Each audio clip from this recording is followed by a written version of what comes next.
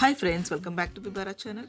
Friends, ಇವತ್ತು ಕಿಚಡಿ ಮಾಡೋದು ಹೇಗೆ ಅನ್ನೋದನ್ನು ನೋಡೋಣ. ತುಂಬ ಸಿಂಪಲ್ ರೆಸಿಪಿ ಮತ್ತು ತುಂಬ ಕ್ವಿಕ್ಕಾಗಿ ಆಗುವಂಥ ರೆಸಿಪಿ.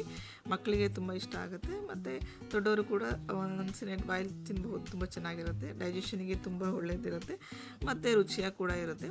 ಸೊ ನಾನು ಇದಕ್ಕೆ 1:1 ಹೆಸರು ಬೇಳೆ ಮತ್ತು ರೈಸ್ನ ಎರಡು ತೊಳ್ಕೊಂಡು ಇಟ್ಕೊಂಡಿದ್ದೀನಿ. ಮತ್ತು ಅದಕ್ಕೆ ಬೇಕಾಗಿರೋಷ್ಟು ನೀರು ಮತ್ತು ಅರಿಶಿನ ಬೆರೆಸ್ಕೊಳ್ತಾ ಇದ್ದೀನಿ.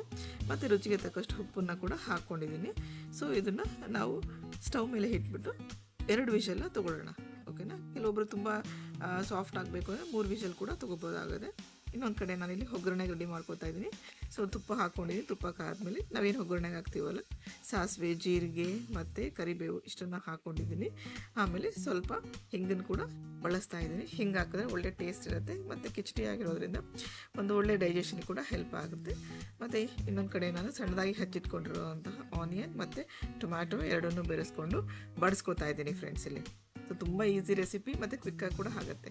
ಮತ್ತು ಆಲ್ರೆಡಿ ನಾವು ಉಪ್ಪನ್ನು ಹಾಕಿ ನಾವು ಅಕ್ಕಿ ಮತ್ತು ಬೇಳೆ ಬೇಯಿಸ್ಕೊಂಡಿರೋದ್ರಿಂದ ಅದು ಸ್ವಲ್ಪ ಉಪ್ಪು ಕೂಡ ಅದಕ್ಕೆ ಬೇಯಿಸ್ಕೋಬಹುದು. ನೋಡಿ, ಇನ್ನೊಂದು ಕಡೆ ನಾವು ಆಲ್ರೆಡಿ ಬೇಯಲಿಕ್ಕೆ ಇಟ್ಟಿದ್ವಲ್ಲ, ಅದು ಬೆಂದಾಗಿದೆ ಬೇಳೆ ಮತ್ತು ರೈಸ್. ನೋಡಿ, ನಮ್ಮ ಕಿಚಡಿಗೆ ಮೇನ್ ಇಂಗ್ರೀಡಿಯೆಂಟ್ ಇದೆ.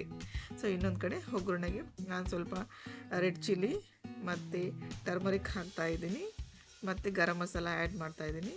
ಇಷ್ಟನ್ನೆಲ್ಲ ಆ್ಯಡ್ ಮಾಡಿಕೊಂಡು ಸ್ವಲ್ಪ ಬಾಡಿಸ್ಕೊಳ್ಳೋಣ. ಸೊ ಗರಂ ಮಸಾಲ ಆ್ಯಡ್ ಮಾಡೋದ್ರಿಂದ ಆ ಫ್ಲೇವರ್ ಕೂಡ ತುಂಬ ಚೆನ್ನಾಗಿ ಅನಿಸುತ್ತೆ ಕಿಚಡಿ ತಿನ್ನುವಾಗ. ನಾವು ಇನ್ನೊಂದು ಕಡೆ ಏನು ಬಾಯ್ಲ್ ಮಾಡ್ಕೊಂಡಿದ್ವಲ್ಲ ಬೇಳೆ ಮತ್ತು ಅಕ್ಕಿ, ಅದನ್ನು ಈ ಒಂದು ಒಗ್ಗರಣೆಗೆ ಆ್ಯಡ್ ಮಾಡೋಣ ಫ್ರೆಂಡ್. ನೋಡಿ ಎಷ್ಟು ಸಿಂಪಲ್ ಆಗಿದೆ ಅಲ್ಲ.